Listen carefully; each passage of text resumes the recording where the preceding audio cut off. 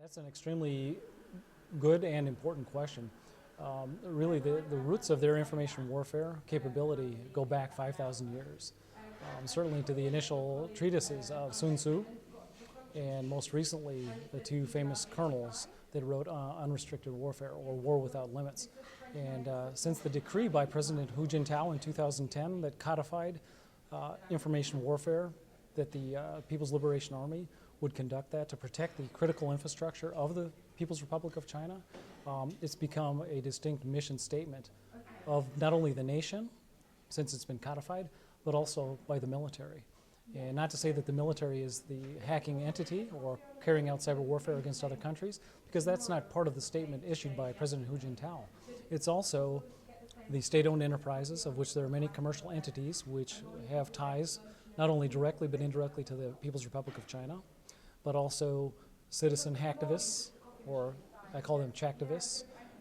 They're probably one of the most dire and serious threats within that landscape or that taxonomy of actors within the information warfare of the People's Republic of China, simply because they have a patriotic duty that spans many, many dynasties as well as centuries of a nationalistic sense that they want to protect and keep pure. And we've certainly seen that, which has been loosely attributed to the Mitsubishi Heavy Industries attack last week. And the attack was characterized as someone, and not without attribution, being fluent in Chinese. And if you recall, during IQ Defense's event in January, that is one of the threats that I identified during my presentation, is that China would indeed, or somebody with a knowledge of Chinese would use that as an attack vector. Absolutely.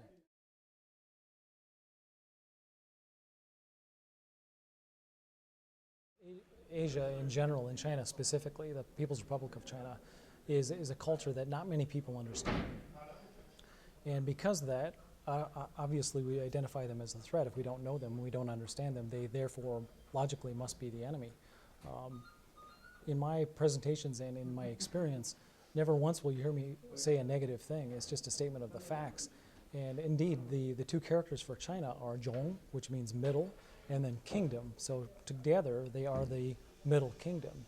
And they have years of centuries, actually, dynasty after dynasty, and even in the current time, of foreign invaders invading their land. And right now, the Middle Kingdom is going through a little bit of a transitory period. And they do need resources such as rare earth minerals and oil in order to keep that economic engine going.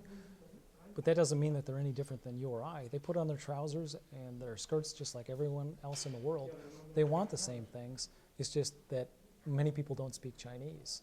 And if you don't speak Chinese, then you see, again, that culture as being foreign and something that's difficult to understand.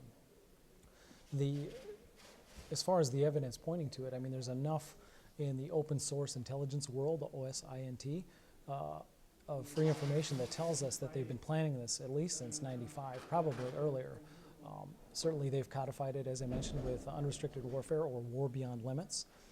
And General Qing Daimin, he actually codified that, as well as how do we conduct information warfare at about the same time. So the senior military theorists, strategists, and tacticians are thinking in this direction.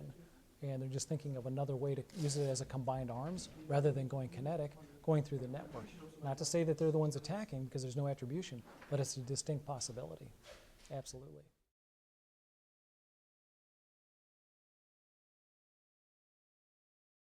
One of the delegates at the January conference had challenged me on the fact that it was all poppycock. And I had mentioned, there's a small company that IBM sold called Lenovo, which manufactures desktops, laptops primarily, and a lot of 386-based machines. And obviously, until present date, all of those are manufactured in English as the code language, because the company was American in this case. And majority of the business world speaks English.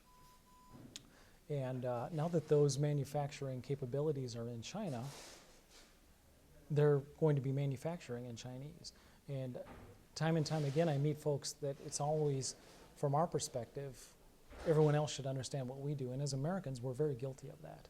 It's just the way it is. Having grown up overseas, I can say that with some clarity and conviction.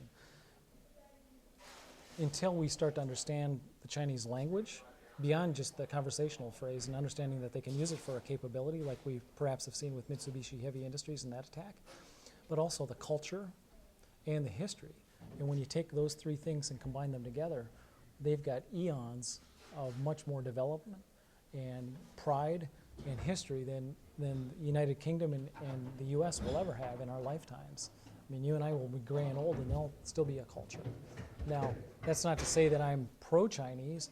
I've defended my country against all enemies, foreign and domestic, and come back. It's just that by creating an awareness of that culture, we can then start to understand them. And perhaps that, as you had alluded to earlier, is a bridge to understanding and perhaps even mitigating what could be a potentially larger threat than we even know today.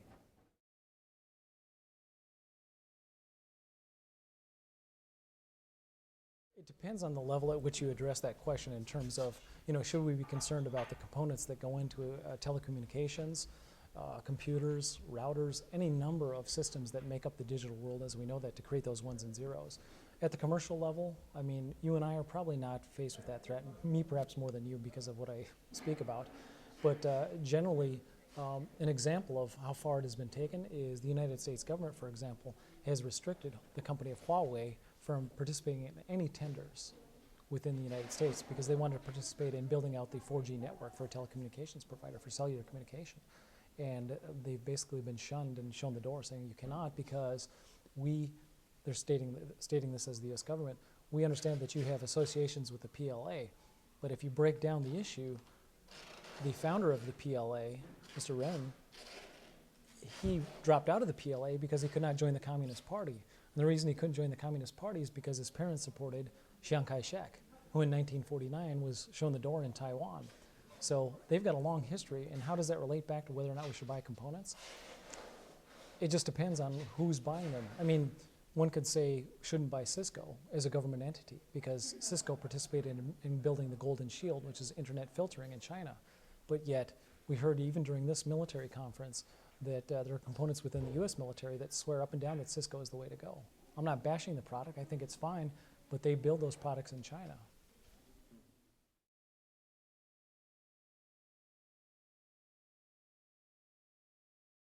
That's a very good question. In terms of gaining transparency between the U.S. and China or the U.K. and China or any non-Asian country in China is really to understand and appreciate their culture. That doesn't mean go there and get drunk with them and sing Kumbaya and Chinese marching songs. Not at all. It's bringing to the table what are our clear priorities, understanding what their priorities are, and finding where there is some synergies to come to a conclusion or a consensus on what's important. China doesn't want to be blocked or banished as a country from the world economic stage more than anyone else. Imagine if the UK were in the position of not being able to have enough oil, food resources, or energy resources to continue. What would happen? They would be forced to find a way to get the resources necessary, the information. They would probably start to build up their navy, much like we've seen historically, and the U.S. has done this as well, in order to gather the resources from a different means when political or economic discussions don't work. So I think it's possible, but it's going to take folks that are interested genuinely in what the issues are, not only from just our perspective as Westerners, but also from the Chinese, and bringing them together to discuss them.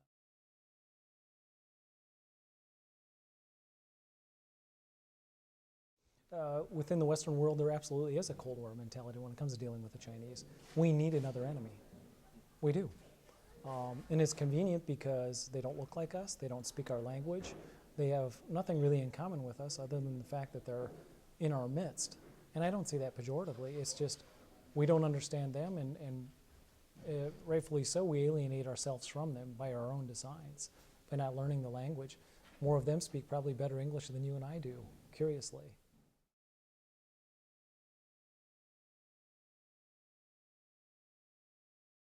Well, it absolutely is, because if you go to China and you search on a topic, it'll be blocked, or you'll get irregular or inconsequential results that mean nothing related to your search as we know it in the UK, the United States, or the rest of the Western world, absent any countries that do filtering that are not Asian, and specifically Chinese.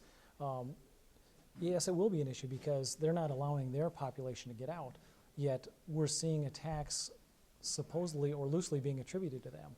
So one has to wonder, we can't get in, but yet they can get out to inculcate these alleged acts of cyber violence or cyber espionage or cyber economic terrorism, whatever, or however you want to classify it, depending on the target.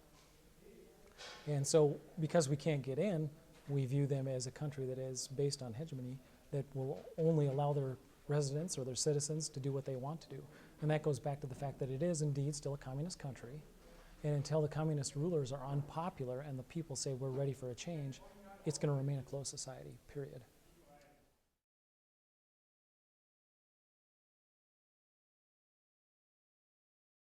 Coming out in January will be 21st Century Chinese Cyber Warfare, and it will be approximately a 1,000-page treatise on everything that has to do with Chinese cyber warfare. Not just the military aspect of it, although that's a huge component, but it also will talk about the regulations that have led up to the way that they are currently from a digitized economy and population. It'll talk about long and short-term goals in dealing with the particular issue. They're very comprehensive, yes, indeed.